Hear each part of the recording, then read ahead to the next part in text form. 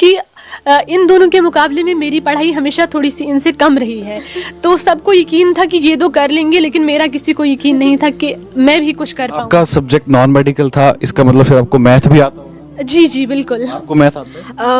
10th तक था मेरा। आपको मैथ आता है? हाँ, 10th तक ही पढ़ा था, उसके बाद ह्यूमैनिटीज़ लिया। मैं आपको एक चीज बताना चाहूंगा कि अगर मैं किसी चीज से इस पूरी हिस्ट्री में डरता हूँ वो सिर्फ मैथ है।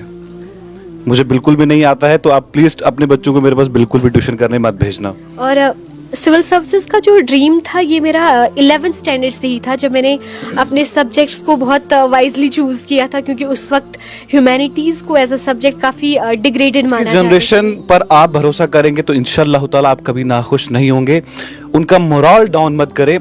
ये वही लड़की है जिसको बोला गया था कि ह्यूमैनिटी सब्जेक्ट जो है सही नहीं है, लेकिन आज क्वालिफायर है और आपकी अपनी है। अकाबी रूह जब बेदार हो जाती है जवानों में, उनको अपनी मंजिल नजर आती है आसमानों में। जम्मू कश्मीर की हिस्ट्री में शायद ऐसा पहली बार हुआ, क्योंकि अब 5 साल हो गए हैं हमें भी जर्नलिज्म करते, इंटरव्यू लेते, कि एक ही खानदान के, एक ही माँ बाप के 3 बच्चे, जिनमें 2 घर की बेटियां और एक बेटा। जी हां, हम बात कर रहे हैं काहरा की। जब बात भलेस और काहरा की आती है तो कई लोगों के मुंह जो हैं थोड़े से खट्टे हो जाते हैं। शायद कुछ अलग ही बात होगी कि काहरा और भलेस के लोगों से मुलाकात या बात करने का उनके दिल में कभी नहीं आता होगा, लेकिन शायद अब आ जाएगा, क्योंकि काहरा की ही बात हो रही है। ये जो 3 स्टूडेंट्स मेरे साथ बैठे हैं, जेकेएस के क्वालिफायर्स हैं ये। इससे पहले कि मैं इनकी बातचीत आपसे कराऊं, उससे पहले इन्हीं की जुबानी कितना खूबसूरत होगा वो नाम जब ये अपने वालिद का नाम अपनी ही जुबान से लेंगे। सबसे पहले तो आपको बहुत बहुत मुबारकबाद। और आप ही का नाम जानेंगे, आपके वालिद साहब का नाम जानेंगे, क्योंकि ये इंस्पिरेशन है हमारी युवाओं की कि एक ही खानदान के 3 बच्चे। क्या नाम है आपका? जी, मेरा नाम सुहेल अहमद वानी है। मेरे फादर साहब का नाम मिस्टर मुनीर अहमद वानी है। सिविल सर्विसेज पहले से ही एक ड्रीम था मेरा। 12th के बाद से ही मैंने ह्यूमैनिटीज सब्जेक्ट लिया था ताकि मैं सोसाइटी को सर्व कर सकूं।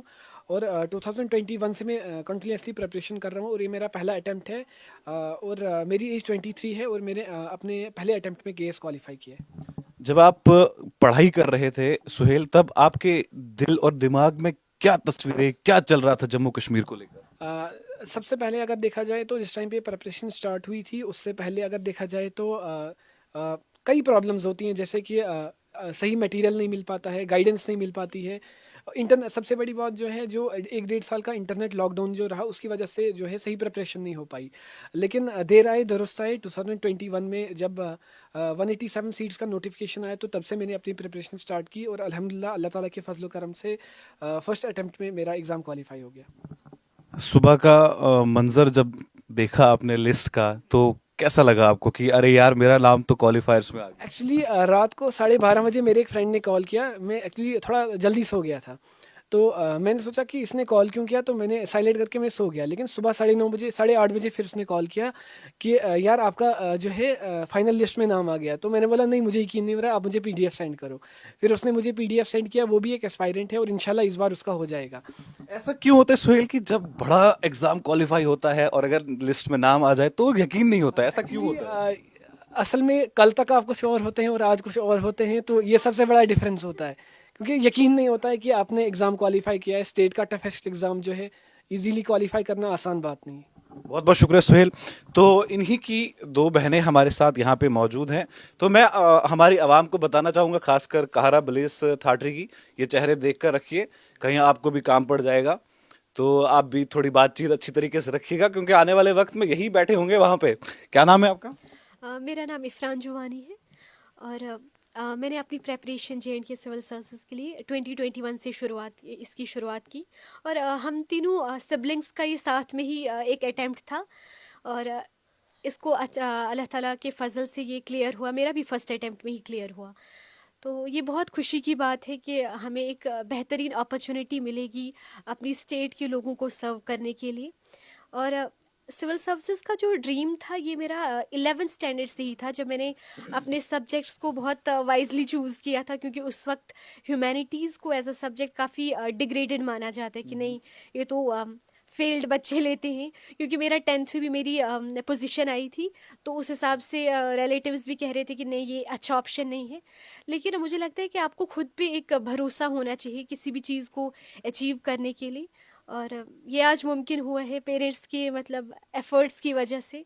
तो बहुत खुशी हो रही है आज। मैं एक और बात कहना चाहूंगा, बहुत खूबसूरत बात हमारी बहन ने यहाँ पर की कि रिलेटिव्स को भरोसा नहीं था। सबसे पहले तो मैं ये कहना चाहूंगा आपसे कि आप प्लीज अपने बच्चों पे भरोसा करें। आज की जनरेशन पर आप भरोसा करेंगे तो इंशाअल्लाह ताला आप कभी नाखुश नहीं होंगे। उनका मोरल डाउन मत करें। ये वही लड़की है जिसको बोला गया था कि ह्यूमैनिटी सब्जेक्ट जो है सही नहीं है, लेकिन आज क्वालिफायर हैं और आपकी अपनी है। तो ये बहुत जबरदस्त बात जो है इन्होंने कही है, सिर्फ भरोसा रखिए। क्या नाम है आपका? मेरा नाम हुमांजू वानी है और ये मेरा सिविल सर्विसेज का सेकंड अटेम्प्ट है। 2018 में मैंने पहला अपना अटेम्प्ट दिया था, लेकिन अनफॉर्चुनेटली मेंस मेरा नहीं क्लियर हो पाया था। इस बार हम तीनों का साथ में था और साथ में कोलैबोरेशन की वजह से, मदद की वजह से सबसे पहले मैं एक बात कहना चाहती हूँ कि हम तीनों ने कोई ट्यूशन्स कहीं नहीं ली है।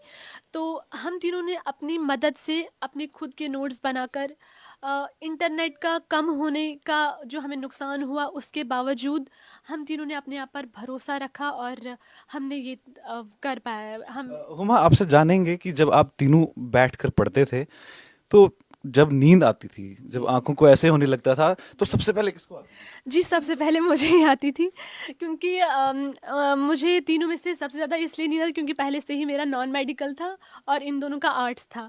तो ये ज़्यादा देर तक पढ़ते थे, मैं कम कम पढ़ती थी। तो मुझे इनके साथ मुकाबला करना पड़ता था, क्योंकि इन दोनों के मुकाबले में मेरी पढ़ाई हमेशा थोड़ी सी इनसे कम रही है।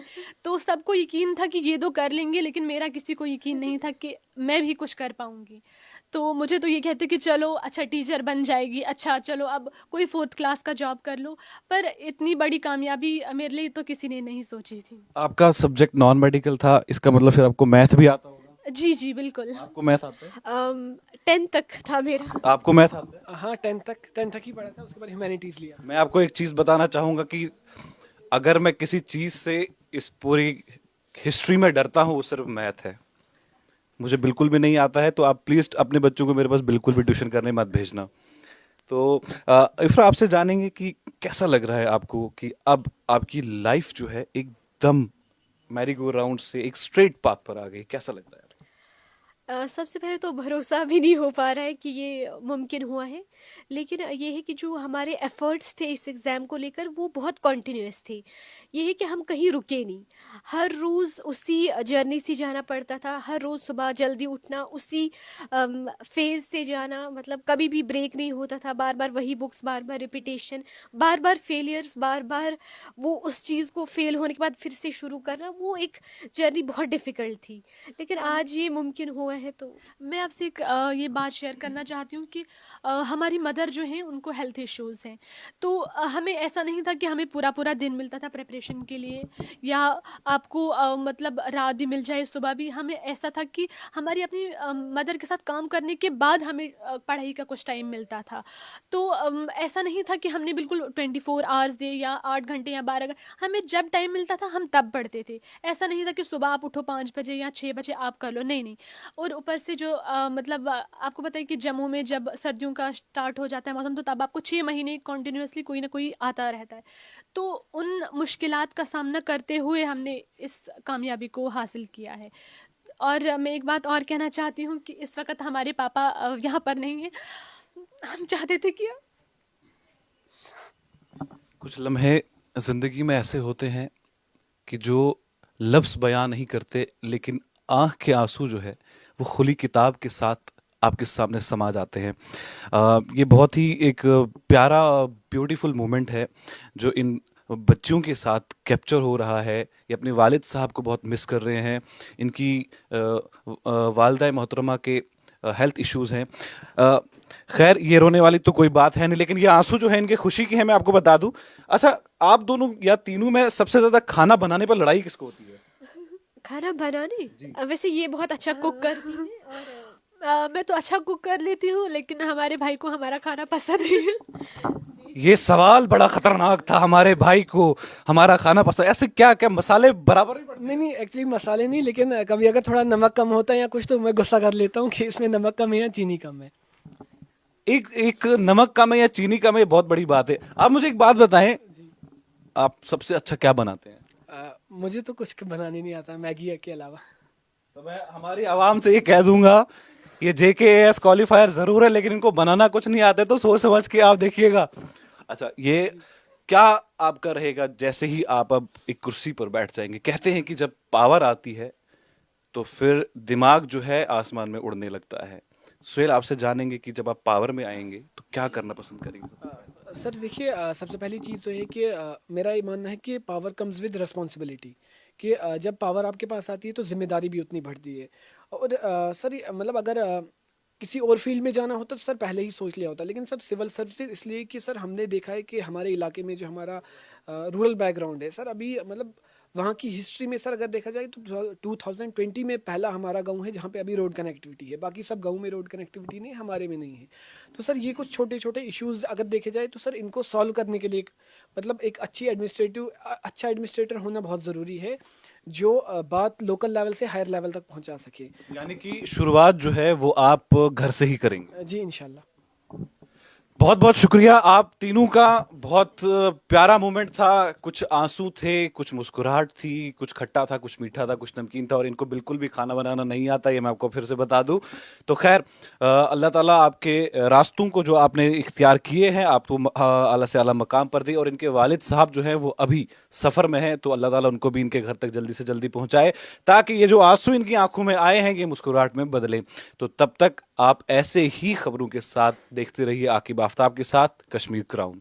तो वह जरूरी इतला, अगर तुम बिजली हन यह तंग छो अमित तुम बज बज बिजली बिल तेल लगू सुन गड़ on grid solar system from जायदान ग्रीन एनर्जी, यथ वनकन गवर्नमेंट के तरफ 65% सब्सिडी दस्तियाब। घर घर रोशन करान तो अत पे तमाम लाइट अलाव हीटर गीजर तो बाकी चीज चलान, यानी बिजली बिल हन तोड़ सोलर जोड़। बेमो हीटर फैन बाजारस मज ओनमुत युस कम पावरस पे चलान तो मिनटन मज कमरस गर्मा गर्म करान। अखवरी वारंटी तो होम डिलीवरी दस्तियाब। रब्त करियो जायदान green energy, new sector road नजदीक मिलाद public school Srinagar. Phone number 9419964477।